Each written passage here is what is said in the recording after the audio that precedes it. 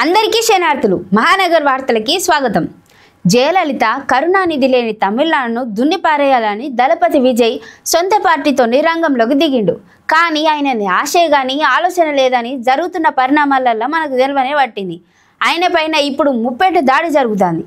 కరూర్ తొక్కిసలాట ఘటన, హైకోర్టు మదురై బెంచ్లో జరిగిన విచారణ, న్యాయమూర్తి చేసిన కామెంట్స్తోని విజయ్ వ్యవహారం మరోసారి ప్రజల్లోకి చర్చనీయాంశం అయినది. విషాదం జరిగినప్పుడు ఆయన పారిపోయారన్న ప్రచారంతో విజయ్ ఇమేజ్కు పూర్తి డ్యామేజ్ అయినది. రాజకీయాలలో ఏది జరగకూడదో విజయ్ విషయంలో గదే జరిగింది. విజయ్ రాజకీయంగా ప్రభావం చూపించుడు ఖాయం. కొత్త లీడర్ వచ్చిండు అంటే పాత లీడర్లందరిపైన జనానికి మొహం మొత్తితే ఆ కొత్త లీడర్లు వెంటనే నెత్తిన పెట్టేసుకుంటారు జనాలు. అనాదిగా భారత ప్రజాస్వామ్యంలో గిదే జరుగుతుంది. తమిళనాడులో కూడా గసంటి పరిస్థితి వస్తుందని చెప్పి విజయ్ నమ్మకంగా ఉన్నాడు.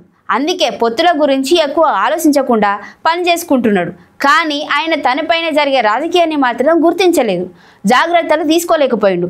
రాజకీయాలలో గిసొంటి ఘోరాలు జరగకుండా పార్టీలు పక్కాగా జాగ్రత్తలు తీసుకోవాల్సి ఉంటుంది. అంతా అయిపోయిన తర్వాత తప్పు మీదంటే మీదని నిందలు చేసుకుంటే ప్రయోజనం కూడా ఉండదు.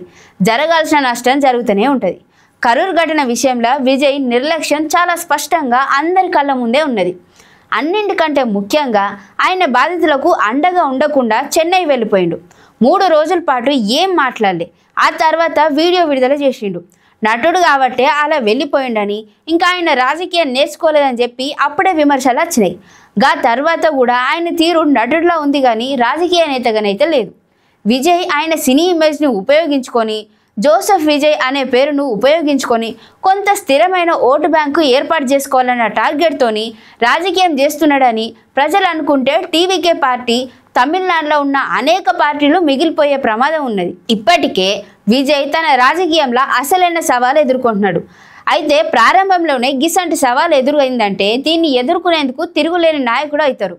కానీ ఇప్పటి వరకు అలాంటి కాన్ఫిడెన్స్ విజయ్లో కనిపించలేదన్న అభిప్రాయం తమిళనాడులో అందరు అనుకోబట్టిలు.